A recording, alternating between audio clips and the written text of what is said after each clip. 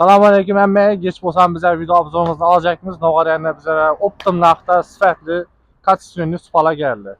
Pəstə spal razmeri 2,5 3,5, üstündə isə 2'ye 3'lik. Çetləri 4'lük taxtada işlənən, əmməsinin polu 2'lik taxtada işlənən. Yaxın görsəniz mümkün. Pəsin üstündə yenə baxası 1.900.000 som gəlişdirib bərlərimiz. Sonrakisi dastlabkisi əmməsi 5 platlı. Bir anda gələn bolsaq kiçik əmməsi, katta əmməsi dedən bolsanlar, bir anda 2,5 3'lük spalarımız var. Bam sifəti əmməsi 40 razmerdə boladı. 2,5 3 razmerdə var. Bir anda isə 2'ye 3'lük razmerdə var. Gəl.